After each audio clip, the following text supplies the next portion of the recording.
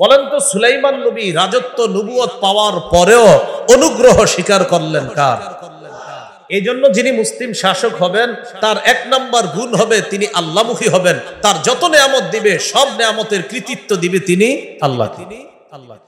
এরপর কি বলে দেখেন, ওয়া হুশিরা লিসুলাইমানা জুনুদুহু মিনাল জিন্নি ওয়াল ইনসি ওয়াত তায়রি ফাহুম ইউজাউন। সুলাইমান নবীর জন্য সমবেত করা হয়েছে জুনুদুহু তার সৈন্যদের, মিনাল জিন্নি জিনদের থেকে, ওয়াল ইনসি মানুষদের থেকে, ওয়াত তায়রি পাখিদের থেকে, ফাহুম ইউজাউন তাদেরকে নিয়ন্ত্রণ করা হতো, তাদেরকে সুবিন্যস্ত করে দাঁড় করানো হতো, তাদেরকে সুবিন্যস্ত করে দলে দলে বিভক্ত করা হতো। জিন ইনসান পাখিদেরকে এই জাতীয় ক্ষমতা আল্লাহ তাআলা সুলাইমান নবীকে দিয়েছেন। মানুষের উপর, জিনের উপর, পাখির উপরও আল্লাহ তাকে ক্ষমতা দান করেছেন। তো একদিন সুলাইমান নবী কাফেলা নিয়ে রওনা করলেন।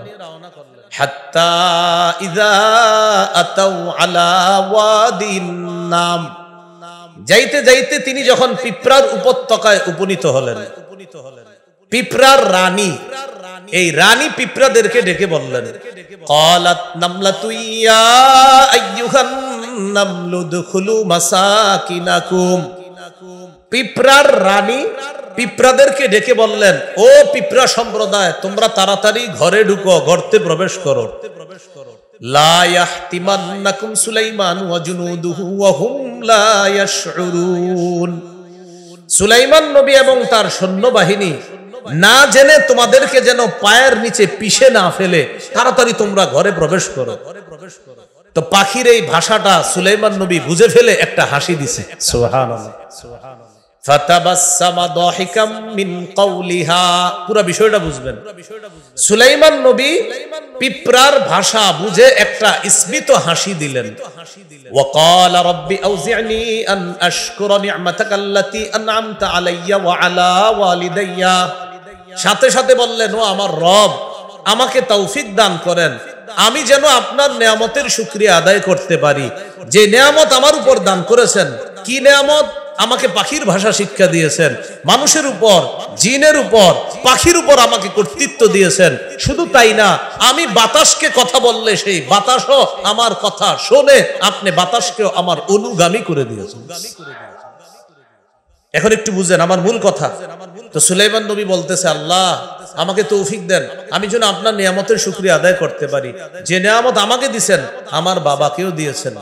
ওয়া আন আ'মালা সালিহান তারদাহ, আল্লাহ আমি যেন এমন ভালো কাজ করতে পারি যে কাজে আপনি খুশি হন।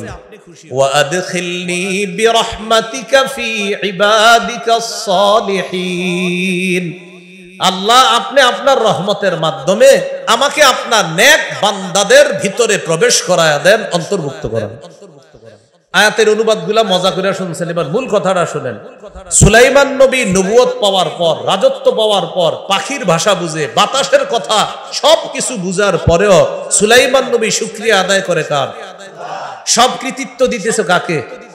এই জন্য মুসলিম শাসক যিনি হবে তার এক নাম্বার গুণ হবে তিনি আল্লাহমুখী হবে, আখিরাতমুখী হবে।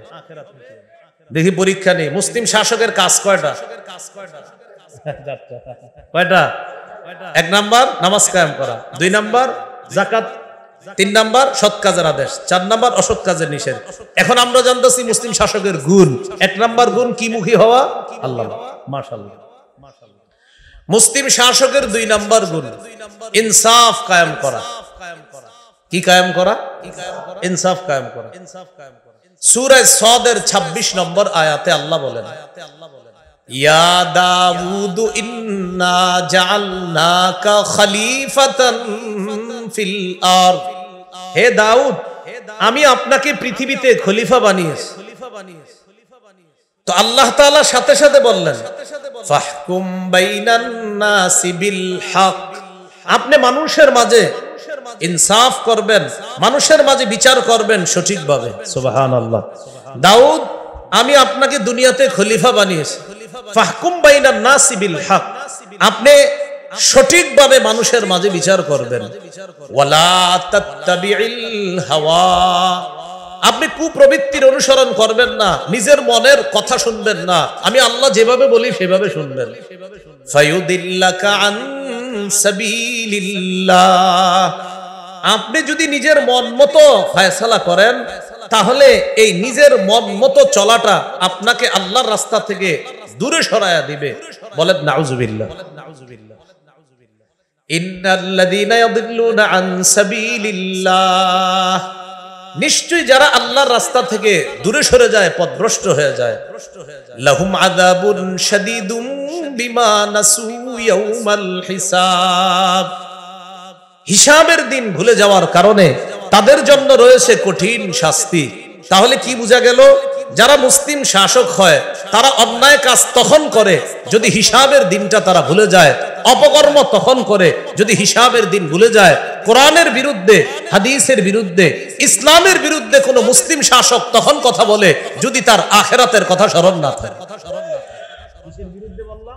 কোরআন বলেন কিসের বিরুদ্ধে? কোরআনের বিরুদ্ধে, ইসলামের বিরুদ্ধে মুসলিম শাসক তখন বলে যখন তার আখিরাতে যেটা হিসাব আছে এটা যখন ভুলে যায়, তখন যা মন চায় তা করে, বরং মন মতো কারো এজেন্ডা বাস্তবায়নের পিছনে লেগে যায়। এটা কিন্তু আপনারা মনে রাখবেন। এই জন্য আমি আগে বলছি, এখনো আমরা সেভ না।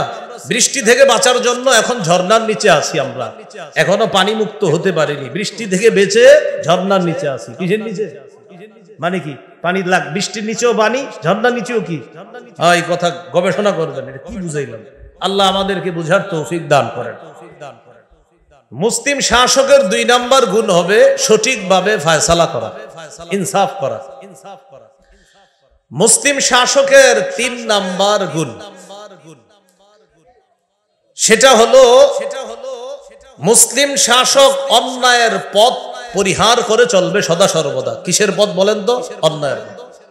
সূরা আরাফের 142 নম্বর আয়াতে আল্লাহ বলেন, ওয়া ওয়া'আদনা মূসা 30 লাইলা ওয়া আতমামনাহা বি'আশরিন ফাতাম্মা মিকাতু রাব্বিহি 40 লাইলা وقال موسى لأخيه هارون اخلفني في قومي وأصلح ولا تتبع سبيل المفسدين।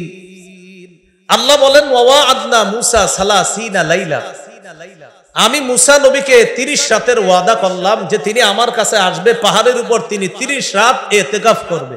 কয় রাতের ওয়াদা করলাম? 30 রাত। 30 রাতের পর আমি কি করলাম? ওয়া আতমামনাহা বি'আশরিন, আমি আল্লাহ আরো 10 দিয়ে সেটাকে পুরা করলাম। তাহলে 30 আর 10 কত হয়? 40। ফাতাম্মা মিকাতু 40 লাইলা মিকাতু রাব্বিহি 40 লাইলা, 30 আর 10 রবের নির্দিষ্ট ওয়াদাটা হয়ে গেল মোট 40 রাতে। তাহলে রবের নির্ধারণ করা সময়টা হয়ে গেল কয় রাত? 40 রাত। প্রথমে আল্লাহ নির্বাচন করেছেন কয় রাত? 30, এরপরে আরো 10, 40। তো মূসা নবী যাবে, এখন জাতির দায়িত্ব কারে দিবে? ভাই হারুনকে বললেন, ওয়াকালা মূসা লিআখিহি হারুন আখলুফনি ফি কওমি, মূসা নবী তার ভাই হারুনকে বললেন, ও ভাই হারুন, উখলুফনি ফি কওমি, তুমি আমার জাতির মাঝে আমার অনুপস্থিতিতে আমার প্রতিনিধিত্ব করবা। এরপরে কি বলে দেখেন, ওয়া আসলিহ, সঠিকভাবে তুমি প্রতিনিধিত্ব করবা, সব বিষয়গুলো সঠিকভাবে সংশোধন করবা।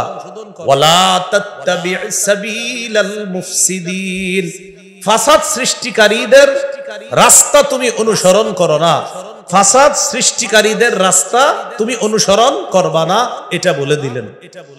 এই গেল 3 নাম্বার। তাহলে কি শিখলাম? অন্যায়ের পথ পরিহার করা, এটা মুসলিম শাসকের 3 নাম্বার কাজ। মূসা নবী হারুন নবীকে যখন প্রতিনিধি বানিয়ে যাচ্ছেন বলে দিলেন, সাবধান, সঠিকভাবে কাজ করবা, অন্যায়ের পথ পরিহার করে চলবা। তাহলে মুসলিম শাসকের 3 নাম্বার গুণ অন্যায়ের পথ পরিহার করা। 4 নাম্বারটা মন দিয়ে শুনেন, খুব মন দেন। 4 নাম্বার মুসলিম শাসকের 4 নাম্বার গুণ, সেটা হলো সূরা কাহফের 83 নম্বর আয়াত থেকে 91 নম্বর আয়াত পর্যন্ত আল্লাহ লম্বা একটা আলোচনা করেছে। আপনারা একটু মন দিয়ে শুনলে বলতে পারি।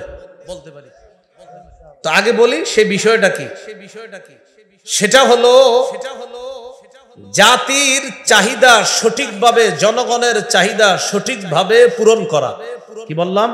জনগণের চাহিদা সঠিকভাবে পূরণ করে। এবার একটা বাংলা বলেন আমার সাথে, বলেন শিষ্টের লালন, বলেন দুষ্টের দমন। আবার শিষ্টের লালন, দুষ্টের দমন। এটা মুসলিম শাসকের 4 নাম্বার গুণ। এবার আমরা আয়াত থেকে জেনে নিই 4 নাম্বার গুণটা। সূরা কাহফের 83 থেকে 91 নম্বর আয়াতে আল্লাহ বলেন, ওয়াসআলুনাকা আন যিল করনাইন। নবী, কাফেররা আপনাকে বাদশা যুলকরনাইন সম্পর্কে জিজ্ঞাসা করে। কুল সাআতলু আলাইকুম মিনহু যিকরা। নবী, আপনি বলেন আমি তোমাদেরকে যুলকরনাইন বাদশা সম্পর্কে তোমাদেরকে আলোচনা করে শুনিয়ে দিচ্ছি। এরপরে আল্লাহ বলেন, ইন্না মাক্কান্না লাহু ফিল আরদ। আমি যুলকরনাইন বাদশাকে ক্ষমতা দান করলাম, শক্তি দান করলাম। ওয়া আতাইনাহু মিন কুল্লি শাইইন সাবাবা। আমি তাকে সব উপকরণ দান করলাম। উপকরণ দ্বারা উদ্দেশ্য কি? যুলকরনাইন বাদশাকে আল্লাহ এমন একটা যোগ্যতা দান করছেন, তিনি চাইলে কোনো কিছুর মাধ্যমে বিভিন্ন জিনিস মুহূর্তের মধ্যে প্রস্তুত করে পারতেন। এই ক্ষমতা যুলকরনাইন বাদশাকে আল্লাহ দান করছেন। এবার দেখেন তিনি কি করছেন। তিনি 3টা সফর করছেন। বলেন কয়টা? বলেন পৃথিবীর, বলেন পৃথিবীর যেখানে সূর্য অস্ত হয়। কোন দিকে? পশ্চিমে। এবার বলেন পৃথিবীর পশ্চিমে, পৃথিবীর পূর্বে। 3 নাম্বার, কারো কারো মতে বলেন পৃথিবীর উত্তরে। এই 3টা সফর করছে যুলকরনাইন বাদশা। 1 নাম্বার সফর পৃথিবীর একদম পশ্চিমে, যার পরে আর কেউ বসবাস করে না সেখানে, যেখানে সূর্য ডুবে। 2 নাম্বার সফর যেখান থেকে সূর্য ওঠে, যার পাশে আর কেউ বসবাস করে না, পৃথিবীর একদম পূর্ব পাশে। এগুলো 2টা সফর। 3 নাম্বার সফরটা হলো কোন কোন মুফাসসিরের মতে পৃথিবীর উত্তর প্রান্তে তিনি সফরটা করেছেন। বাকি এই জায়গা কোরআন বলে না কোন দিকে। 2টা কথা কোরআন বলেছে, 3 নাম্বারটা কোরআন বলে না। তবে মুফাসসিরিনে কেরাম গবেষণা করে বলেন 3 নাম্বার সফরটা হয়েছে তার পৃথিবীর উত্তরে। এবার কোরআনের আয়াতের থেকে আমরা অনুবাদটা শুনবো। শোনার আগে সফর 2টা শুনি। আমাদের এখন মূল আলোচনা মুসলিম শাসকের 4 নাম্বার গুণ, শিষ্টের লালন, দুষ্টের দমন। যুলকরনাইন বাদশার প্রথম সফরটা জানি পৃথিবীর কোন পাশে হয়েছে? পশ্চিম, একদম পশ্চিম। এই এলাকায় পশ্চিম কোনটা? হাত দিয়া দেখান। এটা নাকি? তাহলে বাস একদম পশ্চিম হয়েছে। আল্লাহ তাআলা বলেন, যুলকরনাইন বাদশা পৃথিবীর একদম পশ্চিম পাশে গেছে, যেখানের পরে আর কোনো মানুষ বসবাস করে না। সেখানে গিয়ে দেখলেন প্রচন্ড কালো অন্ধকারের মধ্যে পানি। ওই পানিগুলা মনে হয় যে কাদার মধ্যে, আর ওই কাদা পানির মধ্যে, কাদা জলাশয়ের মধ্যে সূর্যটা ডুবে যাচ্ছে। এমন ডুবন্ত অবস্থায় আল্লাহ তাআলা যুলকরনাইন বাদশাকে পৃথিবীর একদম পশ্চিম প্রান্তে নিয়ে গেলেন। উনি গিয়ে দেখে কি, যে সূর্যটা কেমন যেন একটা কাদা মাটির মধ্যে ডুবে যাচ্ছে। তো আল্লাহ তাআলা কি বলে দেখেন, ফাআতবাআ সাবাবা হাত্তা ইযা বালাগা মাগরিবাশ শামসি ওয়াজাদাহা তাগরুবু ফি আইনিন হামিআ। যুলকরনাইন বাদশা একটা রাস্তা অবলম্বন করল। রাস্তা অবলম্বন করার পর যাইতে যাইতে চলে গেলেন কোথায়? হাত্তা ইযা বালাগা মাগরিবাশ শামস। চলতে চলতে তিনি সূর্য অস্ত যেখানে হয় সেখানে পৌঁছে গেলেন। ওয়াজাদাহা, সূর্যটাকে তিনি পাইলেন এমন অবস্থায়, তাগরুবু, সূর্যটা ডুবতেছে, ফি আইনিন হামিআ, কর্দম যুক্ত অথবা কাদা যুক্ত অন্ধকার কালো জলাশয়ের মধ্যে যেন সূর্যটা ডুবতেছে। তিনি এরকম দেখলেন সূর্যটা ডুবতেছে। এরপরে দেখেন কি হয়, ওয়াজাদা ইনদাহা কওমা, সেখানে তিনি একটা জাতিকে পাইলেন। আবার বলছি, এমন এক জায়গায় গেলেন যেখানের পরে আর কেউ নাই, সূর্যটা ডুবতেছে, এর এই পাশে একটা জাতি তিনি পাইলেন। সেই জাতি ছিল কাফের। বলেন সবাই, সেই জাতি কি ছিল? আল্লাহ যুলকরনাইন বাদশাকে বললেন, বাদশা যুলকরনাইন, তোমার সামনে 2টা অপশন। এই কাফেরদের ব্যাপারে আমি তোমাকে ক্ষমতা দিলাম, তুমি চাইলে তাদেরকে শাস্তি দিতে পারো, চাইলে তাদের ব্যাপারে কোনো ভালো কিছু গ্রহণ করতে পারো। অপশন কয়টা?